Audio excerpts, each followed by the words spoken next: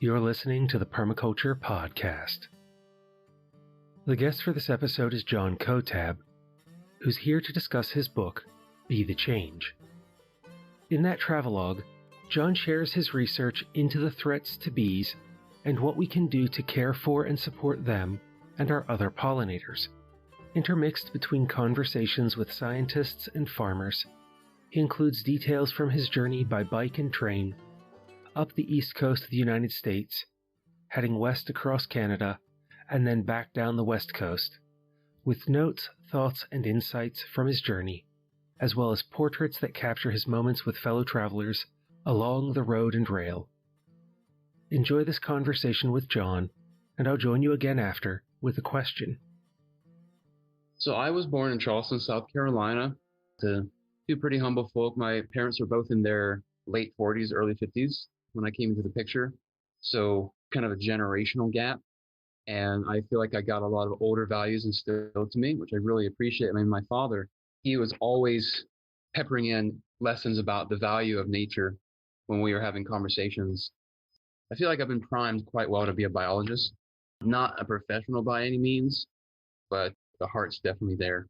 I was in South Carolina when a lot of airborne spraying of what's called knowledge was happening. And it just so happens that there was a mix-up where there wasn't communication between the mosquito control department, the Department of Health, in which it's under, and the beekeepers associations in the area. So basically, dozens of people, including a lot of high-profile people, like one of the fire captains of Dorchester County, got their bees all nixed. It really kind of alarmed me.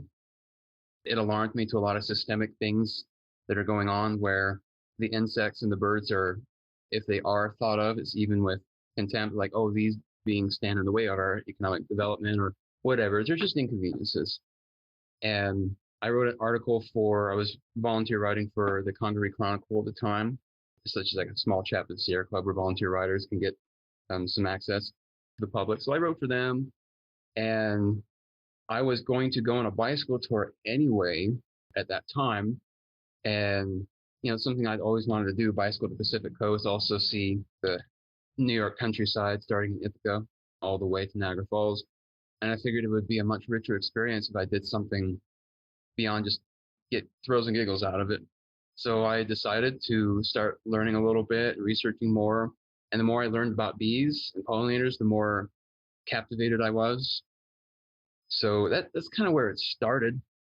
I didn't intend for it to become a book until about 2 years ago. Kept interviewing more people, and the themes of the book kept evolving. It started just talking about pollinators, and then eventually just started talking about earth care in general. It even talks a little bit about, our, spiritual relationship with the land. And like I was telling you before, I really wanted to choose individuals who could inform me a lot about the what of the world of pollinators, but also the why. Because I think there are tomes of books that just pound you with information, sometimes for 1,000 pages. And I wanted to create a book that was just as much about the why and the spiritual aspect of things as it is about, here's the physiological things about bees and flowers and how that all works, how that interplay works. So I feel very blessed to have run into a lot of people who put a lot of heart into the interview and wanted to help make the world a more beautiful place, not just, I'm just here to give you information. And one of the things that drew me to your book was that it is this easily readable and quite enjoyable exploration of the United States and Canada along the tour that you took by bike and train up the east coast of the United States, across southern Canada, and then down the west coast of the US and Canada. And you capture these portraits of people and life and your experience along the way, while also interweaving these lessons that you learned about bees and pollinators from a variety of people, ranging from scientists to farmers and families, and that it gives us a snapshot of pollinators in North America during this time, and it has a different pace to it than if it were something that were uniquely or fully focused on just the science and research, that it becomes much more of a personal story of your exploration of these ideas. I appreciate you noticing that, Scott. I really mean what I say in the introduction. It says, as you take this journey with me, we will find out both in our heads and in our hearts why bees and other pollinators are so important. This was a journey. This was, I'm going from a place of ignorance. I'm willing to admit that, hey, I don't know everything there is to know about this subject. Come learn with me. And I think that's very attractive to a lot of people. In English class, one thing that always stuck with me is that show me, don't tell me. So I've tried to show the reader the experience rather than just tell them. And what you put together strikes me as being in the same category as some of the best nature writing that I've read over the years. I would compare it favorably to Ben Goldfarb's Eager or something like Coyote America as some of my favorite recent nature writing. There's a deep value, I think, in our use of these kinds of stories in relaying what is happening in the world in a way that isn't necessarily just facts and figures, that there's an emotional connection that we can build. And that in writing books such as yours, it's something that I would encourage anybody who's listening to this, if you have this kind of a story in you, to tell it in some way, because it makes the world a little bit smaller. And I think it harkens to the oral traditions we had within our communities of telling stories and trading ideas through tales and experiences in an evocative way that can help not only lend knowledge and understanding and shine light on the darkness of ignorance, but it can do so in a way that is accessible and intimate, that I think sometimes is missing from something that is purely fact-based or science-driven. Accessibility is really, really important. I mean, it even comes down to the kind of that kitschy phrase, like nobody knows how much you know until they know how much you care. And not necessarily about them, the person you're talking to, but just like where your passions lie. That makes you knowable, that makes them want to relate to you. They're not just receiving a download of information, they're relating to somebody. And that's, generally how we interact with each other. But I love what the author of Braiding Sweetgrass, Robin Wall Kimmerer, her book changed my life. Her book absolutely changed my life. It was recommended to me by one of the people I interviewed, actually. She does such an incredible job of showing the heart of the wilderness and what it means to be a human being in the midst of that wilderness. She's telling you about the wilderness, but she's also telling you about herself. And it's so beautiful. I hope one day to be able to relate things the way she does. She's a big inspiration for me. But she talks a lot about we have to have multiple ways of knowing. We can't just talk about those facts. We have to bring in spiritual beliefs and traditions. We have to bring in multiple ways of knowing. She says that while a lot of people in the scientific community have a lot of beliefs and that are very much like you and me, the scientific worldview oftentimes unintentionally cuts themselves off from the public. And that's the worst thing you want to do. If you're not accessible, it doesn't matter how much information you gather, who's going to want to read it? That's one of the things that really, really sit on me while I'm writing anything. I wrote another book that's just a smaller book, but that book also talks about the interplay between the natural world and the inner world. It's like one of my favorite quotes by John Muir. He relates of his life beautifully in just one sentence. I only went out for a walk and decided to stay out until sundown, for I found that going out was really going in. I love that thought of his. It's so true to life. And you make me think of being a person of a certain age, growing up in a particular period, that there are certain folks who are really good at communicating the ideas that emerge from scientific research.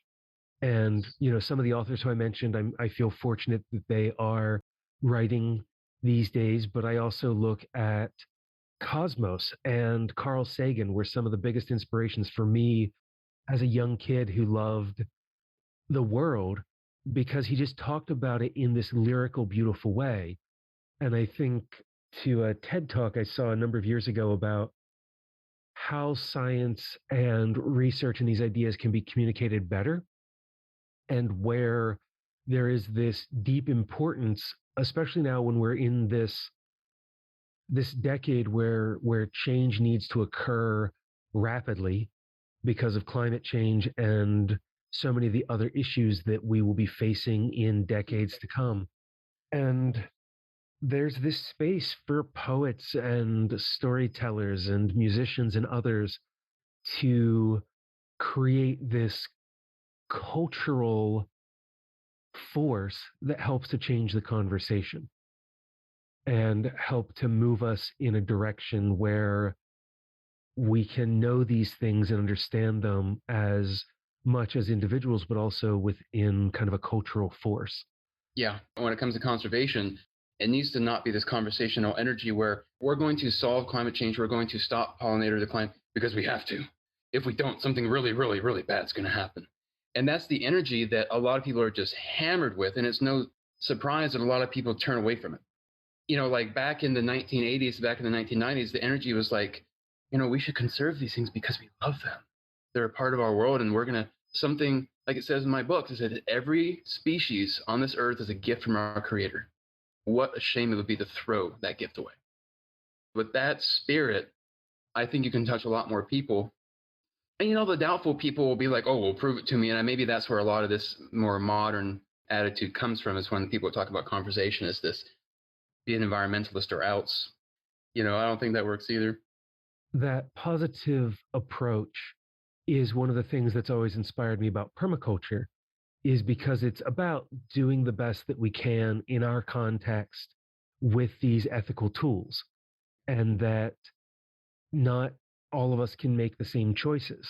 We're not asking people to be perfect. We're just asking people to be a little bit better tomorrow than they are today in whatever area they want to be, or that they feel calls to them environmentally. And looking to other disciplines like environmental education and these other pieces is that I don't want to fight against things.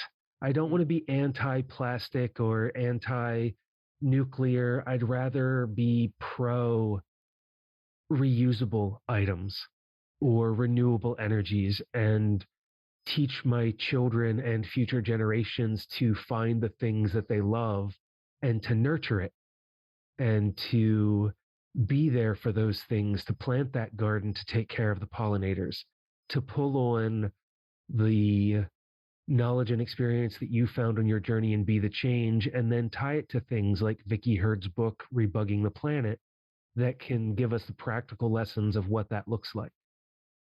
And yeah, that I think that we can do more by loving the world and all this creation than, just fighting, fighting, fighting all the time. And that through that love, we can create connection for others to this work. Absolutely. I love that the name of that book, Rebugging the Planet. I'm definitely adding that to my list.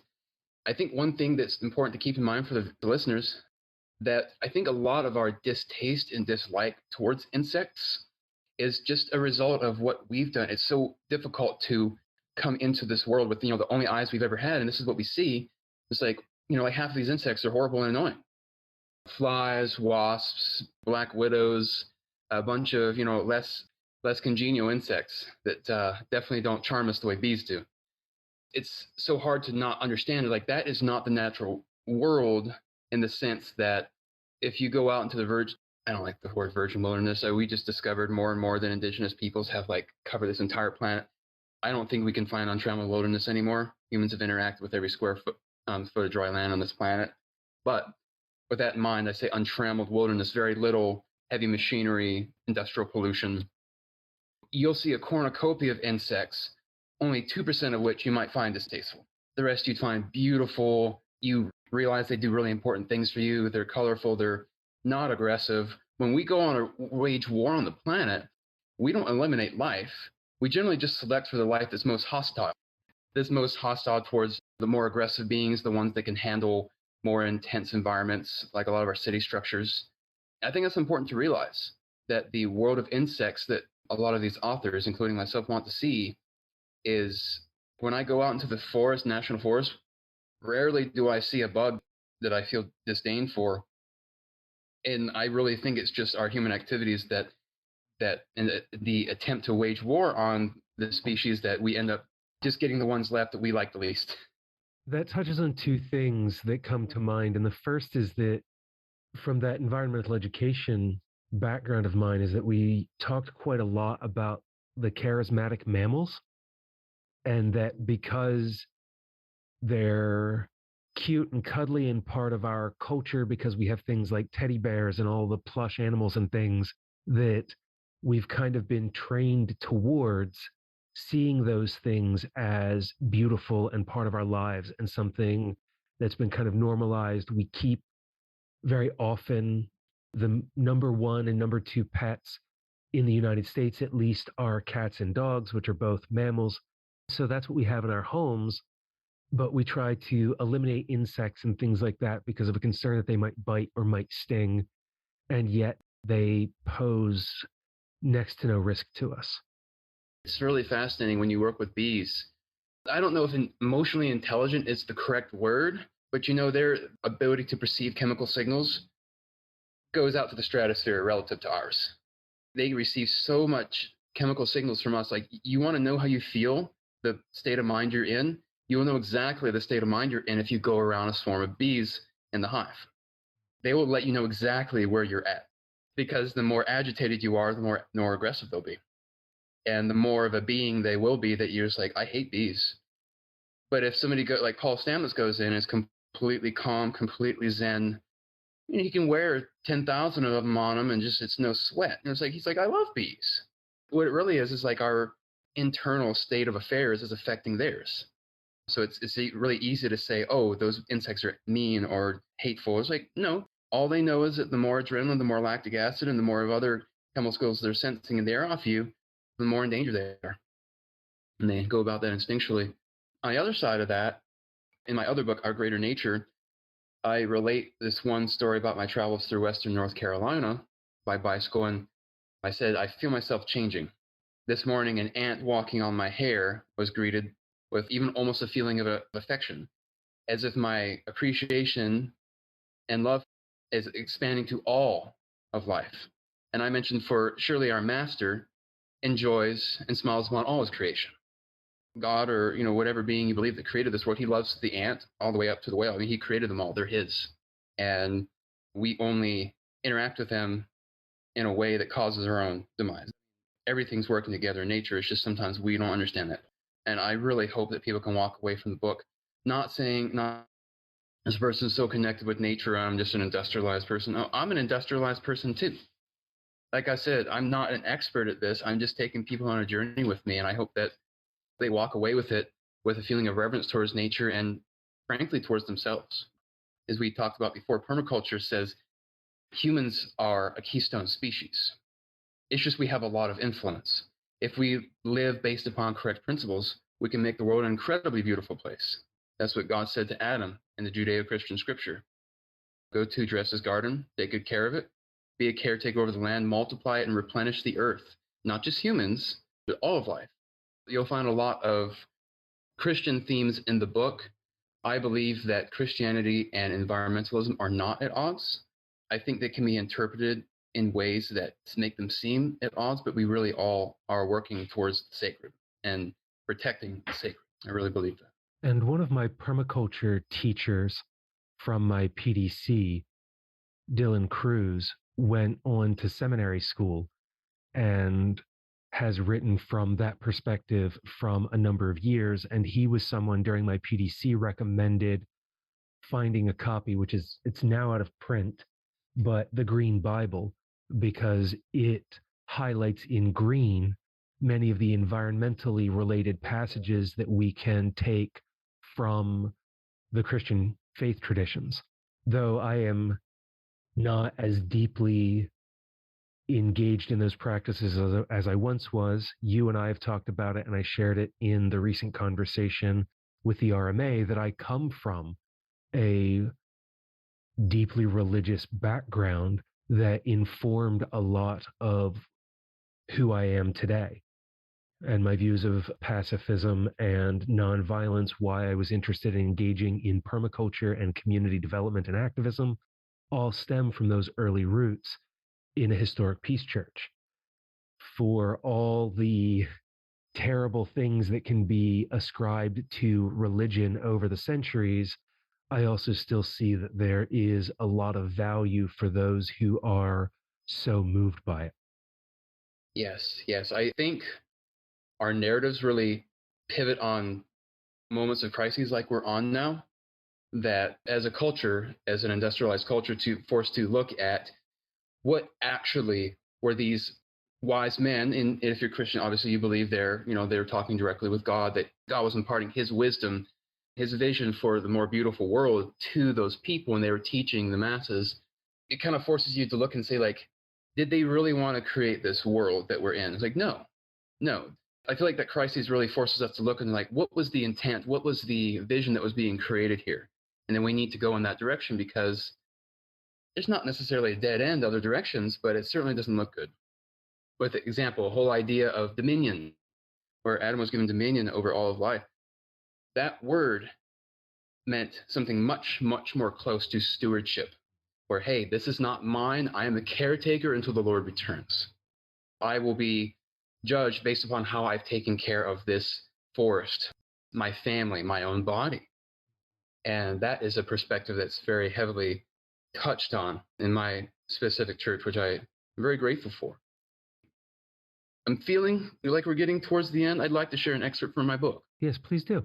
And this is about my bicycling through the Olympic Peninsula. It was a very, very new experience for me. But I write, Crescent Lake, lying to the north of the Olympic Mountains, offers the first glimpses of the mighty trees that will be seen in the days to come. In the darkest corridor of the Olympic Peninsula of Washington, these ancient trees hold millions of mosses, lichens, ferns, even tiny saplings, so that the largest trees were a forest unto themselves. As I emerge from the mountain shadow heading west, following the sun's course, her beams shine through the trees with their green, dangling moss, luminescing like the folds of a heavenly white gown. The short branches of each tree shine in their perimeter, like the arms of a holy angel clothed in linen, declaring the great mystery of life. The whole of the landscape, forested in both trees and lichens, now takes on an overwhelming hue of yellow-green, as if rejoicing in the day's first sun food. This is life at its pinnacle, I think reverently. And this is some thoughts I have about that. I said, looking back on this is to realize for me that this day was a terrestrial eternity, where time seems suspended in the light of midday, and things pass slowly and quickly, and is reverent and playful all at once. I know that John Muir experienced that a lot in his travels, and I'm very grateful to have experienced many days what I could consider a terrestrial eternity, which to me is a lot of what I'm hoping the readers will experience as they're reading the book. I even think about my young child, Everett. He's 2.5, and I'm humbled because he does not need a mountain wilderness to experience that feeling of limitlessness, timelessness. Nearly every day is like that. I just hope that people can feel that as they read the book. And in the few moments that we have remaining, do you have any final thoughts that you care to share with the listeners? I think about something that Charles Eisenstein says. You can look at everything that humans have done and bemoan how terrible we are and think that we're a scourge on this planet. But ultimately, you have to come back and look at this truth. We are something the earth has done. We are something the earth has created for a purpose that is far more majestic and beautiful than we can even imagine. Like, we were created for a reason, to accomplish something beautiful. And that was John Kotab. You can find him, his permaculture consulting business, and his books, Be the Change and Our Greater Nature, on his website at kotabconsulting.com. COTAB consulting.com. You'll also find a link to that in the show notes. And so, a question to close out this episode. Who are the authors writing your favorite books about nature? I'd love to hear from you so I can explore the books that matter to you. So let me know by getting in touch. Patrons can send me a direct message if you like, or you can visit thepermaculturepodcast.com and click on Contact. Until the next time, care for what you love and plant something for our pollinators while taking care of Earth, yourself, and each other.